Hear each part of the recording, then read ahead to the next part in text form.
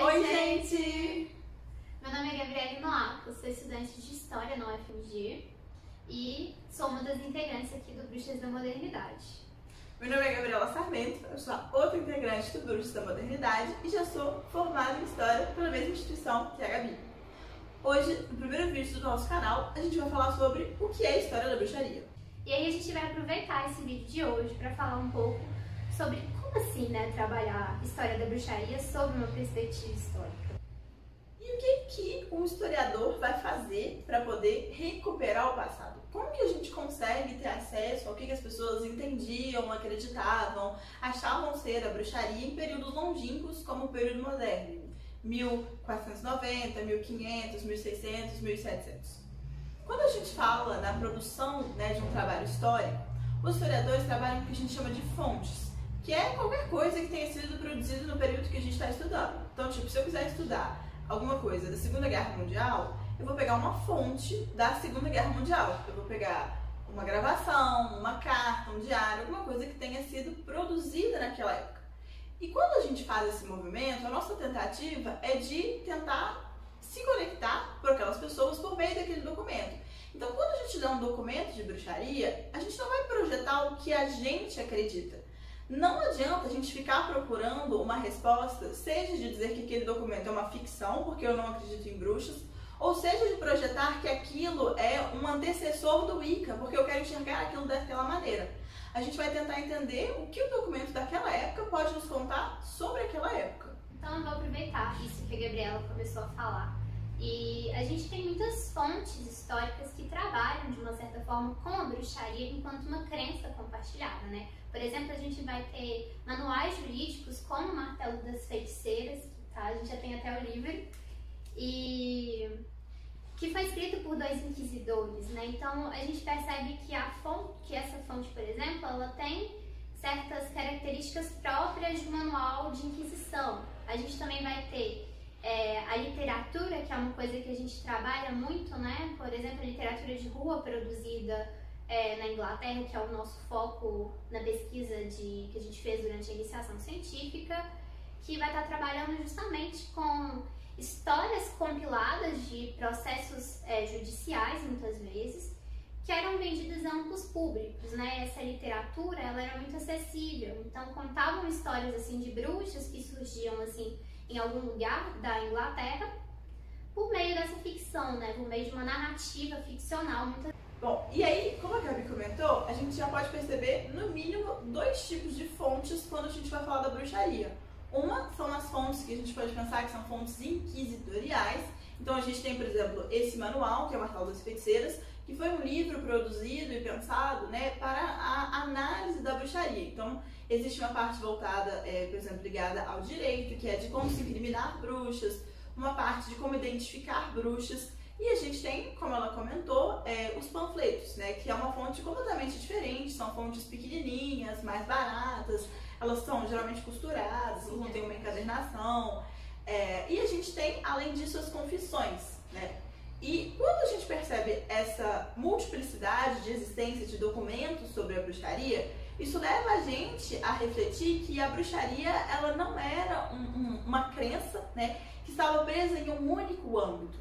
Então, a bruxaria, além de ser um sistema de crenças, ou seja, de fato as pessoas acreditavam que as bruxas existiam e que os poderes das bruxas geravam malefícios, eles geravam resultados, isso também era um crime. Então, isso também exercia uma influência no âmbito jurídico. Então, só para reforçar isso que a Gabriela acabou de falar, a bruxaria ela foi entendida enquanto um crime, Então, a gente percebe que vão ter muitas legislações em cada um dos países que acontece, a caça às bruxas, que são muito diferentes. E aí, isso a gente aproveita para falar que também tem uma certa necessidade de compreender como que a bruxaria ela vai acontecer de diferentes formas em cada lugar, Por exemplo, se a gente for pensar em uma escala muito maior, o que a gente entende como bruxaria na Europa é muito diferente do que vai ser entendido como bruxaria no Brasil, por exemplo. Mas mesmo se a gente for pensar em escalas menores, quando a gente parte para a própria Europa, a gente vai ver que a Inglaterra vai ter uma noção de bruxaria que vai ser muito diferente da América Portuguesa e assim por diante. Então é importante a gente entender as questões culturais, políticas que vão estar envolvidas em cada país. No nosso perfil do Instagram, que também é @bruxasdamodernidade, a gente foca mais no caso da Inglaterra, que foi o país que a gente teve mais contato com as fontes. E na Inglaterra a gente percebe que existiram 3 leis inglesas contra a bruxaria. A primeira lei foi em 1552 e ela só vai dizer que a bruxaria existia como um crime. E aí ela vai ser mudada em 63, passando a bruxaria para um crime grave caso resultasse na morte de uma vítima humana. A gente vai falar depois em outros vídeos de diferenças maiores entre a Inglaterra e outros lugares, mas a gente vai perceber, por exemplo, que a Alemanha tem leis mais duras contra a bruxaria e interpreta a bruxaria de outra maneira. E tipo, o Martelo das Feiticeiras, que é esse livro aqui, que foi um dos principais manuais demonológicos, ele foi publicado em 1487, mais ou menos onde é a religião da Alemanha. E demoraram muitos anos, subindo de conta, mas de 1487 até 1552, muitos anos, para essa lei chegar na Inglaterra enquanto uma lei contra a bruxaria. Então a gente percebe que esse movimento de compreensão da bruxaria enquanto crime e passagem de um país para o outro, ele é bem diferente, até dentro da Europa.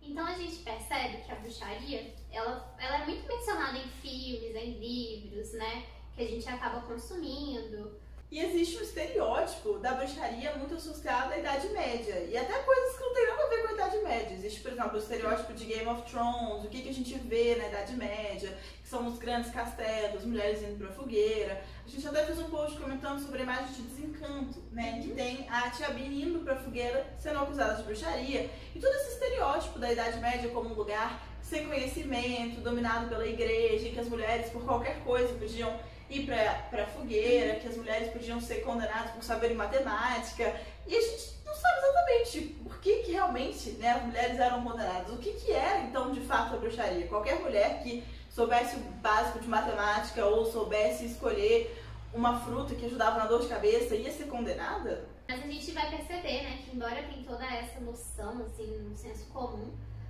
a bruxaria, na verdade, ela acontece, né, o auge dela vai ser justamente depois da Idade Média, né, durante o período que a gente chama de período moderno, que a gente já falou aqui várias vezes. E esses estereótipos de bruxaria muitas vezes não permitem compreender, né, a bruxaria enquanto fenômeno histórico que ela é, com as suas especificidades, acabam dando grandes generalizações para compreender o fenômeno. E é interessante, né, porque quando a gente fala até em Idade Média, muitas vezes quando a gente pergunta o que vem depois da Idade Média, as pessoas não sabem. As pessoas acham que depois da Idade Média vem, sei lá, a Revolução Industrial, a Revolução Francesa. Então o próprio período moderno, ele é um período que ele fica um pouco nebuloso, com todas essas contradições que ele comporta, né? Então, durante o período moderno, a gente tem a Reforma Protestante, a gente tem as grandes navegações, que estão acontecendo ao mesmo tempo, né, vamos dizer assim, no mesmo momento histórico, que a caça às bruxas. Então é interessante até a gente perceber como a caça às bruxas é um fenômeno que nos permite ter várias compreensões em relação a esse período. Então a Reforma Protestante, a Igreja, tem sim um papel muito importante quando a gente fala em caça às bruxas. Mas é inegável que o Estado e o papel do direito também são muito importantes, né? Então é uma falsa ideia a gente achar que a caça às bruxas é um atraso que foi feito pela igreja, porque a igreja odiava mulheres e queria matar todas as mulheres que soubessem mais coisas que a igreja, né? Isso é um falseamento histórico em cima da imagem da bruxa. A bruxaria é um fenômeno mais complexo do que isso. Mas já que nada disso é bruxaria, quem que eram as mulheres acusadas, né? Acho que é uma pergunta que sempre aparece. A gente vai perceber que a bruxaria, ela tem uma maioria, né, de acusadas sendo mulheres. A gente vai perceber também que, em grande maioria dos casos, as mulheres que eram acusadas de bruxaria, elas estão cometendo malefício contra uma pessoa mais rica que ela, né? Então, tem essa questão de que as mulheres que acabavam sendo punidas enquanto bruxas, elas eram alguém mais pobre do que as suas próprias vítimas. Bom, e agora para concluir, a gente vai falar de um panfleto que a gente também já postou no perfil do Instagram, que a gente analisou. Foi um panfleto publicado em 1643, na Inglaterra, que conta uma história que é uma pequena história ficcional, então é uma pequena narrativa sobre uma mulher. E logo no título já está escrito Witch. Então a gente percebe que essa mulher vai ser identificada como uma bruxa. Então, A bruxaria, no período moderno, ela passa também muito pela identificação de mulheres como bruxas. A gente tem mulheres que são consideradas como suspeitas e elas vão ser entendidas como bruxas pela comunidade pelos atos que elas têm, né? Uma bruxa, então, uma mulher que vai fazer alguns comportamentos que vão ser mal vistos, especialmente por uma comunidade, e ela vai ser identificada como uma bruxa. Nessa história, nesse panfleto, essa mulher ela é vista em cima de uma tábua de madeira, em cima de um lago, e alguns homens mandam que ela pare e ela não para. Por ela não parar, ela vai ser identificada como uma bruxa, né?